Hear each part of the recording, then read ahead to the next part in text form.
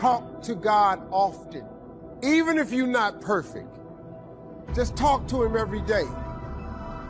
On the days that I feel like I'm not gonna make it, on the days that it feels like I can't endure anymore, I think back on my track record for surviving all my bad days. And so far, surviving all my bad days, my track record is 100%. It ain't about the money. I know a lot of very, very rich people that's miserable, not happy at all. I can bet you most of you are happier than most of the people I know. And I know some very, very wealthy people. And money don't make you happy. It helps you through a lot of situations. You know the only thing about money? Money takes all emergencies and turns them into mere inconveniences. That's what money does. Really, other than that, it's a lot to come with money. People think when you get famous or rich that your problems is over. More money, more problems. But I'll tell you the truth right now.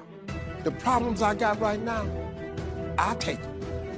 Because the problems I had when I was homeless, I don't want them. Money gonna change your life a little bit, folks. All of you gonna get more. But you gotta ask for it.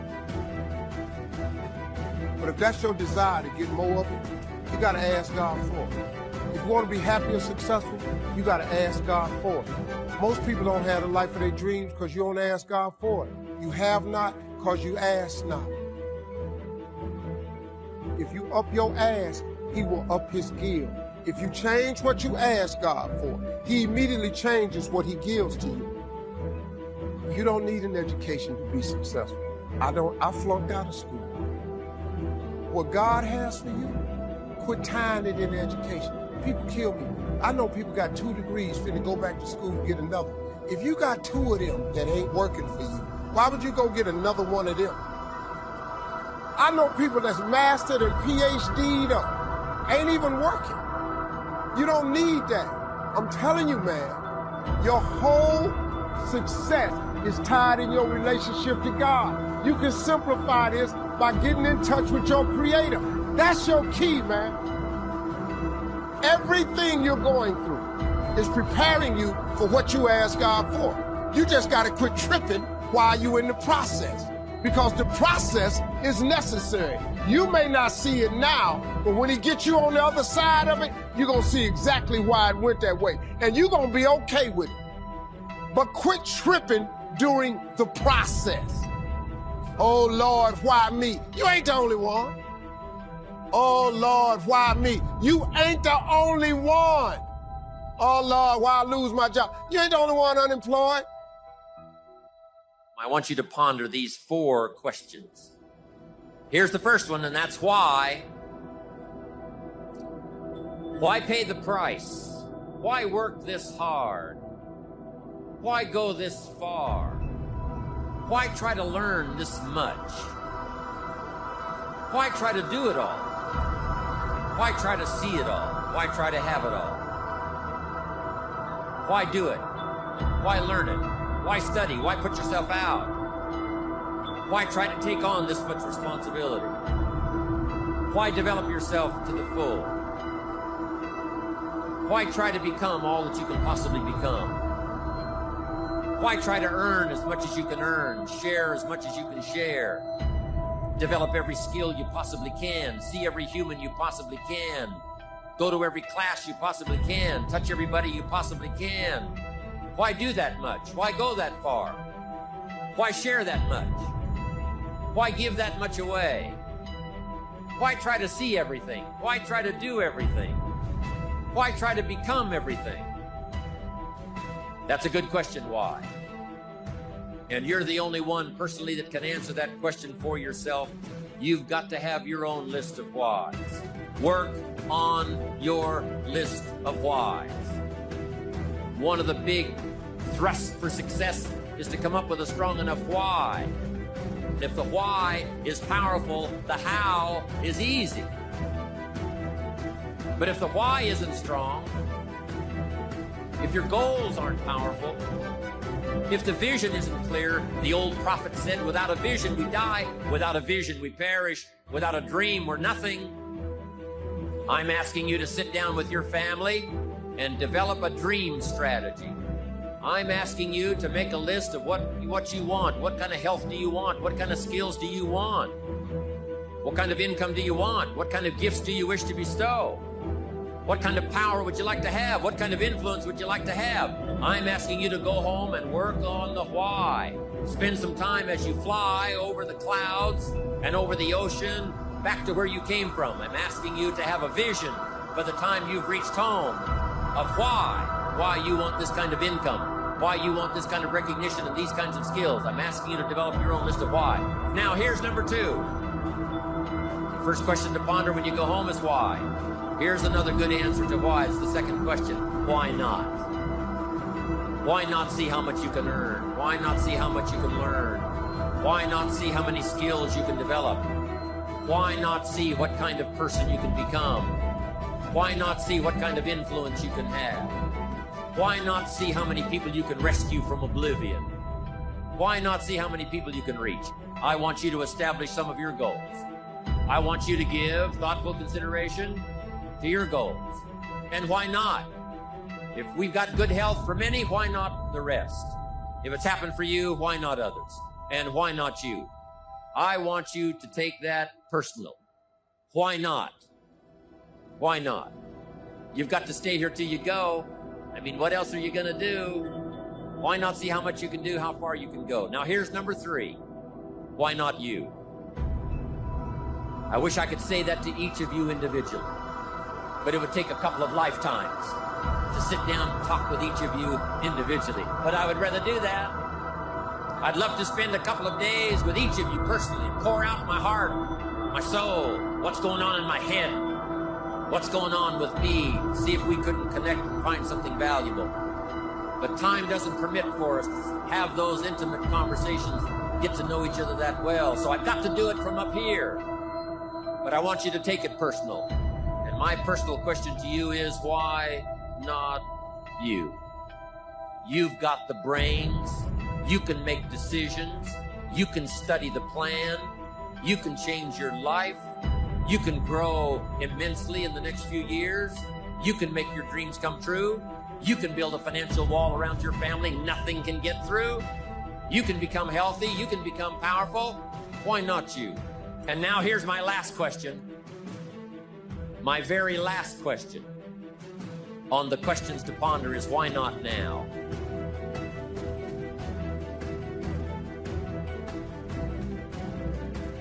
Through all the things I've gone through in my life and a lot of downs, how did I keep the faith? There was a couple of reasons. Number one, I know from living that if you quit whatever you're trying to accomplish, if you quit, whatever you were trying to accomplish can never happen. There's not even a remote possibility. If you quit, there is no chance of it popping back up again, coming back later. Quitting is guaranteed failure. Now, when you're trying, you're going to fail. But quitting, just stopping, that was the number one thing I understood.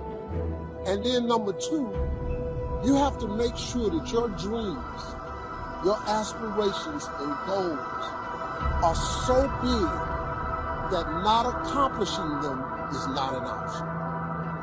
What is commitment? Commitment is the salesman who says, look here, I'm going to make $1,000 today and I'm not going home. You can turn the lights out. The janitors could be here running the vacuum cleaner. I'm not leaving here till I do it. I used to be a door-to-door salesman. I had X number of TVs. I had a minimum amount that I knew I had to sell every day in order to provide for my mother, who was ill at the time, who had lost her job at the M&M cafeteria because of arthritis. And I said, I'm going to go door to door, and sometimes I would not come home until 1 o'clock at night, knocking on people's door, people closing. What do you want? Would you like to buy a nice working month's television set, no money down? No. What about an Emerson TV? No. Thank you very much. Do you know anybody else that would be interested? No. Thank you very kindly. Knock on another. Hello. Would you like to buy a nice working television set, no money down? No, get away from our door. Thank you very kindly. Do you know anybody else would be? Yeah, my cousin, he lives 2 doors down. Thank you very kindly. I tell him you sent me. When I had your cousin told me that you wanted to buy televisions, had told me to come in and talk to you, got a special discount for you. Yes, come in, I'm interested. I would just keep right on. I would not go home until I did. It's an interesting thing, ladies and gentlemen, that when we put ourselves in a situation where we say we're going to do it, it puts you in another zone where the universe responds to you. When you have that kind of consciousness, see, the universe responds to the man or woman that refuses to be denied, because that is your commitment. You do not reap a harvest in the fall because we need it. You reap a harvest in the fall because we deserve it. Not necessarily from a moral standpoint. Of course, there are some moral laws as well, spiritual and moral laws. But just the basic laws that simply say if you wish to reap, you must plant. So jot this down. Reaping is reserved for the planters. The reason they reap is because they deserve it. They're the planters. They deserve it. Pull yourself together and quit tripping because you in the process. God is processing you. He ain't through with you. If he was through with you, you would not wake up in the morning. He gonna fix it. Everything is wrong. First of all, let me tell you this right here. Why are you tripping? I look back on my life at all that I've been through. So the stuff I'm currently going through, I have built up enough reservoir that living in the car taught me that this ain't it. So the things I'm going through now, I know this ain't it. That he gonna come get me in a minute. So all I gotta do is sit tight. I ain't in a bad place. Now I ain't where I wanna be, but the spot I'm in is better than where I was. I ain't homeless. Everything that's happening to you is God is processing. Every difficult moment you're having, he just processing. That's all he's doing. Everything you're going through is preparing you for what you ask God for. And if you need to be tough when you get to where you're going, then he gonna toughen you. If you gotta be more caring along the way, he gonna let you have some trials come your way that's gonna have to produce that in you. See, the route you on right now is the route you got to take. And it's very uniquely yours. This thing you going through, this just uniquely yours. You just got to understand you ain't the only one. You ain't the only one going through it. Now, in the order that it's going to happen, it's just yours. You have not because you ask not. It simply say you have not because you ask not.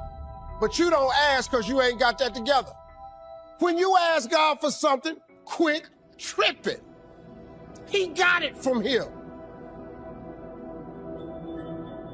God can't give you what you want because you want to hold on to what you got. You all in the way. Now you telling him how to bless you. You can't tell God how to bless you. It's a simple process. The only reason I'm telling you this, because this is how I made it. I just do me. I'm just being me. I stay uniquely who I am because you are okay just the way you are. Because God made you uniquely who you are. He wanted you to be just like you are.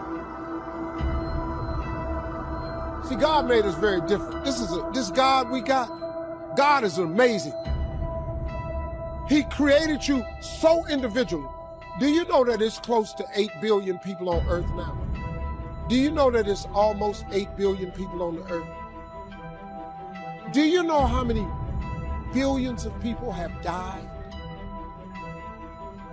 Do you know that if you dig up all them people that have died and all the people that are presently here and every last one of them that he gonna make in the future, not one of you have the same fingerprint? Who do that? Who could possibly be so precise in his infinite wisdom that he created you so uniquely that ain't no two people got the same fingerprint? That's crazy. That's real crazy. Think about the potential within you that's still untapped. Consider these two questions during your time of reflection. Number one, What could I have achieved in the past had I been more diligent? Could I have been more disciplined? Worked smarter instead of harder? Said no more often to social functions, to community commitments? What could I have achieved in the past had I tried a little differently? Only you can answer this question. It's very personal. So that's question number one. What could I have achieved in the past if I tried a little more diligently?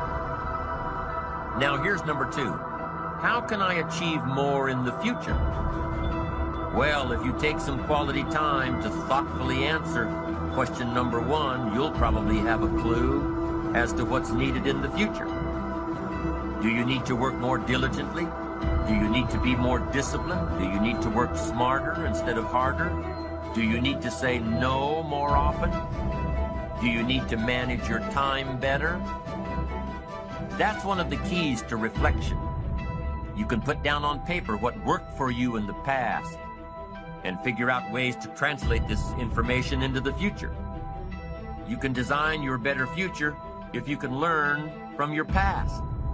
You can face your future with more excitement, more anticipation.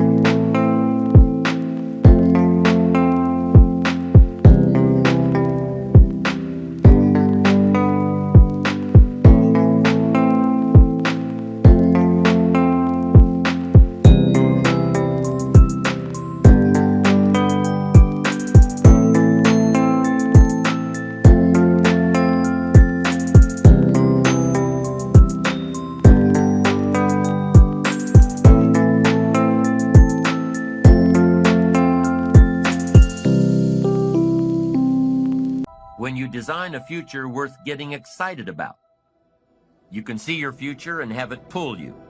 But don't forget to appreciate yourself for what you have done so far, for what you have done today.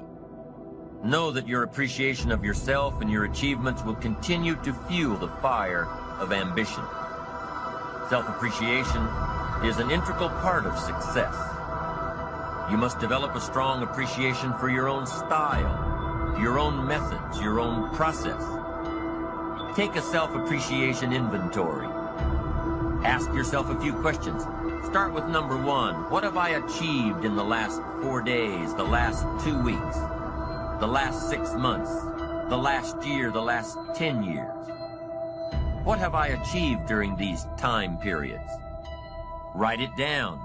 Take a self-appreciation inventory of all you've done and all you've accomplished and all you've become. Take inventory of yourself. Now compare this list to your goals. Have you accomplished all you set out to do in the last 4 days, 2 weeks, 6 months, 1 year, 10 years? Compare your list. Maybe you've been so busy trying to reach your goals that you haven't taken the time to sit back and reflect on where you've really been. Look back at your list and say, wow, I really have been through a lot. I really have learned a lot. Look what I've done. Look what I've become. I wasn't like this 10 years ago or even 1 year ago. Look at me. I'm doing okay. Building your ambition takes little steps. 1 step at a time, 1 day at a time, 1 week at a time. And it's like taking your family to a reunion where people haven't seen your kids for 6 months or even a year. They say, my, look how you've grown. Well, you know your kids have grown, but when you see them every day, it's hard to notice. So write down all your accomplishments and see where you've been and what you've done and who you've become. You'll say, oh, look how I've grown.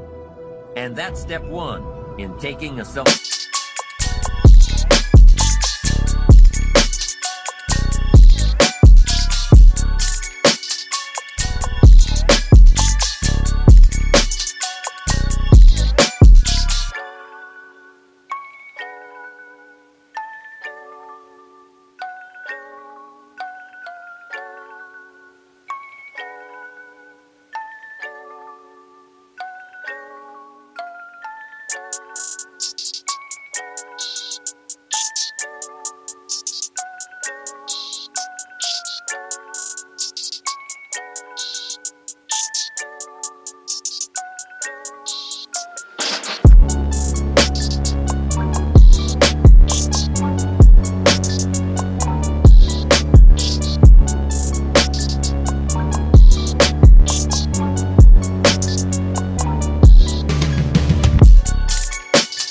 Appreciation inventory.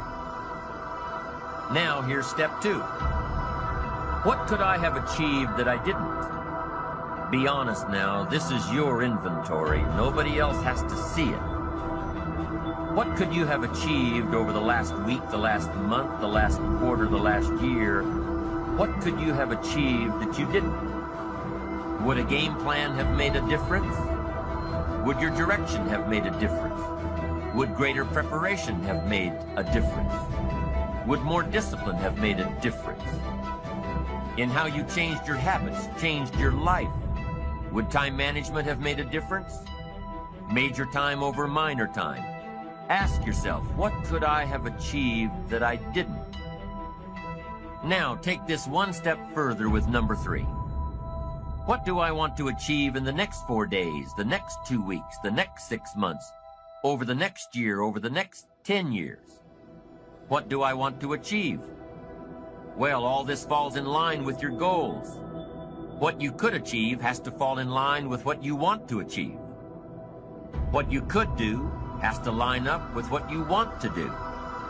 And what you could become has to meet what do I want to become. Everything affects everything. And through the proper disciplines practiced every day, through the proper disciplines, the what could I do has to match up with what do I want to do.